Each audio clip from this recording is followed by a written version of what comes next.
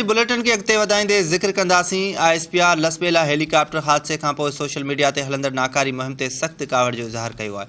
ISPR मूजिबि हादसे खां पोइ सोशल मीडिया ते हलंदड़ नाकारी मुहिम सबबि शहीदनि जे ख़ानदाननि खे ॾुख पहुतो आहे, जंहिं ते शहीदनि जे ख़ानदाननि ऐं पाक फ़ौज में ॾुख ऐं कावड़ जी लहर छायल आहे।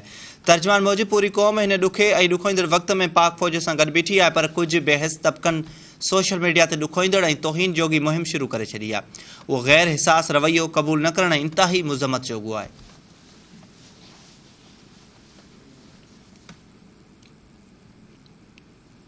Army chief general Qamar Javed Bajwa Saudi अरब ऐं मुतहदा अरब इमारात जे इख़्तियारनि सां राब्तो करे IMF प्रोग्राम जे हवाले सां ॻाल्हि ॿोल कई आहे। ज़रियनि मूजिबि आर्मी चीफ जे राब्तनि खां पोइ पाकिस्तान लाइ जल्द ख़ुशख़बरी अचण जा इम्कान आहिनि। वाज़े रहे त कुझु ॾींहं अॻु army chief general Qamar Javed Bajwa अमरीकी नायब परॾेही वज़ीर सां बि राब्तो करे IMF ते दबाउ विझण लाइ दरख़्वास्त कई हुई।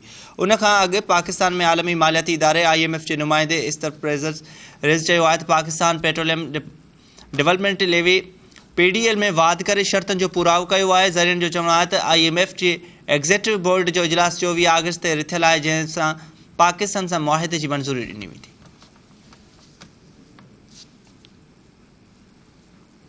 नाणे वारे वफ़ाक़ी वज़ीर मिफ्ताह इस्माइल चयो त इम्पोर्ट खे घटायो तॾहिं आलमी मालियाती इदारे खां फंड मिलण जो इम्कान ज़ाहिर थियो आहे। डॉलर जे मुल्ह में बि घटिताई आई आहे। पाकिस्तान स्टॉक एक्सचेंज कराची में तक़रीब खे ख़िताब कंदे नाणे वारे वफ़ाक़ी वज़ीर मिफ्ताह इस्माइल चयो त जॾहिं हुननि इक़्तिदार संभालियो त खेनि ॾुखिया फ़ैसिला करणा पिया, जिन में पेट्रोल महांगो थियो ऐं महांगाई वधी, पर हाणे शयूं बहितर थी रहियूं आहिनि। मिफ्ताह इस्माइल चयो त हुननि इम्पोर्ट 17.7 मां घटाए 4.9 बिलियन कई आहे, जंहिं सां रुपए जी भेट में डॉलर जो अघु किरियो आहे।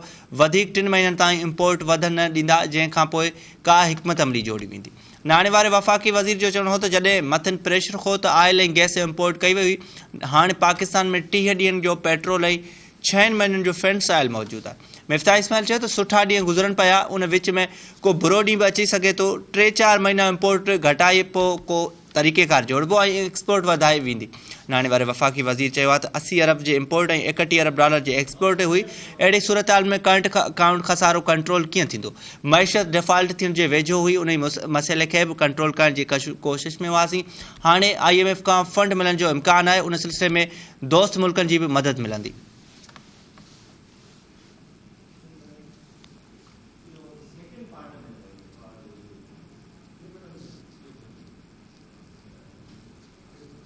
रुपए जे क़दर में लगातार बहितरी अचण खां पोइ डॉलर वधीक ₹2.15 सस्तो थी वियो आहे। इंटरबैंक में अमरीकी डॉलर 224 रुपयनि जो थी वियो आहे। मुआशी माहिरनि जो चवणु आहे त IMF खां कर्ज़ जी किस्त जारी थियण बैदि अमरीकी डॉलर 200 रुपयनि खां बि घटिजी वेंदो।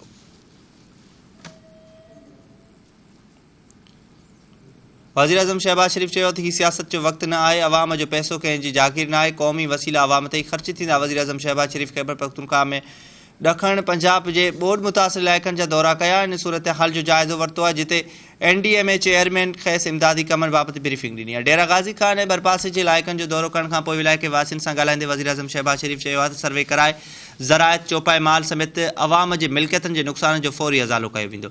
वज़ीर आज़म जो चवणु आहे त ॿोॾ मुतासिरनि जी बहाली लाइ वफ़ाक़ सूबनि सां गॾिजी कमु करे पियो। बरसाति ऐं ॿोॾ जे वहिकरनि दौरान फ़ौत थी वियलनि जे वारसनि खे मुआवज़ो ॾिनो वेंदो।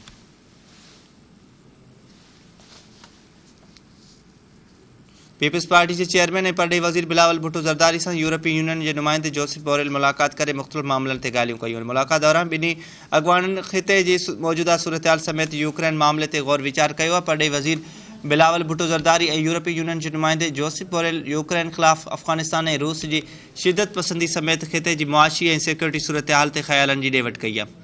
उन दौरान बिलावल भुट्टो ज़रदारी जोसेफ बोरेल सां मुखातिब थींदे चयो त क्लाइमेट चेंज ऐं खिते मां लॾ पलाण समेत मुख़्तलिफ़ चैलेंजिस खे मुंहं ॾियण लाइ पाकिस्तान ऐं यूरोपीय यूनियन हिक ॿिए जा पुराणा पार्टनर रहिया आहिनि। यूक्रेन तकरार, क्लाइमेट चेंज ऐं खिते में अमन अमान जा मसइला फौरी हल थियण घुरिजनि।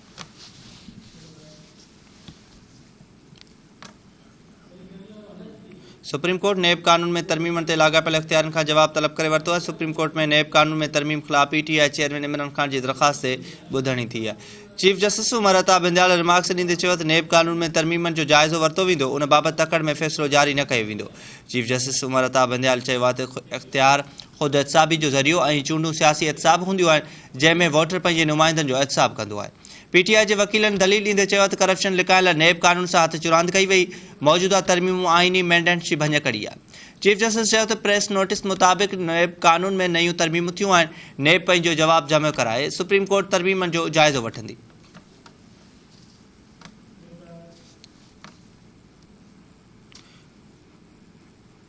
इलेक्शन कमीशन इमरान खान के परॾेही फंडिंग ऐं नाहिलीअ वारे रेफरेंस ते नोटिस जारी करे छॾियो आहे। इलेक्शन कमीशन इमरान खान खे नाहिल करार ॾियण वारी दरख़्वास्त ॿुधण लाइ मुक़ररु कंदे खेसि 18 अगस्त लाइ नोटिस जारी करे छॾिया आहिनि।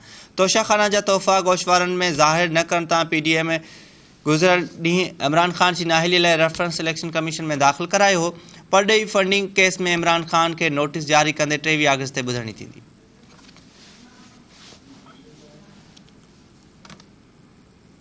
PTI चेयरमैन इमरान खान क़ौमी असेंबली जे 9 तख़तनि ते पाण नंढी चूंड विहण जो फ़ैसिलो कयो आहे। इलेक्शन कमीशन क़ौमी असेंबली जे 9 सीटनि ते नंढी चूंड जो ऐलान करे छॾियो। उन्हनि 9 तख़तनि ते नंढी चूंड 25 सेप्टेम्बर ते थींदी। इमरान खान क़ौमी असेंबली जे उन्हनि 9 तख़तनि ते पाण नंढी चूंड विहण जो फ़ैसिलो कयो आहे। ओॾां PTI चेयरमैन इमरान खान चयो त आम चूंडूं 2022 में थींदियूं। हुकूमत हिन साल चूंडनि लाइ तयारु हुई। इमरान खान वधीक चयो त पंजाब जी नंढी चूंड खां पोइ हुकूमत घबराइजी वई आहे। खेसि नाहिल करे नथो सघिजे। इलेक्शन कमीशन जो फ़ैसिलो कंहिं ॿिए हंधां ॾिनो वियो आहे। PTI चेयरमैन जो चवणु हो त फंडिंग रेज़िंग खे हथी न ॾियणु घुरिजे त माण्हू फंड वठंदा। संदन जमायत खे ॿिनि मुल्कनि फंड ॾियण जी कोशिशि कई पर असां वठण खां इनकार करे छॾियो। संदसि वधीक चवणु हो त ख़ासि वॾियूं ग़लतियूं थियूं आहिनि। केॾो न वॾो ज़ुल्म आहे जो आर्मी चीफ जी मुक़ररी ते मुल्क रुकियल आहे।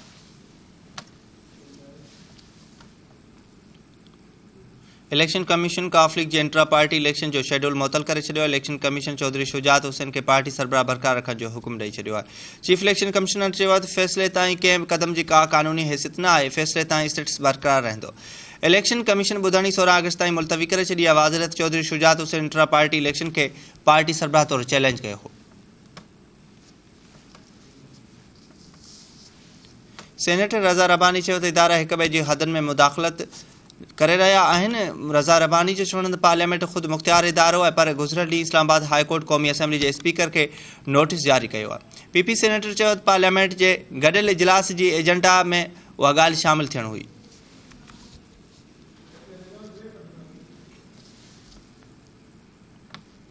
कंदासीं। अवामी मुस्लिम लीग जे सरबराह शेख रशीद चयो आहे त फॉरेन फंडिंग बाबति इलेक्शन कमीशन जे फ़ैसिले में जान न आहे। समाजी वेबसाइट ते जारी कयल पंहिंजे बयान में शेख रशीद चयो आहे त हुकूमत इमरान खान खे नाहिल ऐं नवाज़ शरीफ़ खे अहल कराइणु चाहे थी। हुन चयो त दुनिया में तेल ऐं ॿियनि शयुनि जा अघ घटिजी रहिया आहिनि जंहिं सबबु मुल्क में क़ीमतनि में घटिताई थी आहे। संदसि चवणु त मौजूदा हुकूमत इमरान खान खे नाहिल ऐं नवाज़ शरीफ़ खे अहल कराइणु चाहे थी।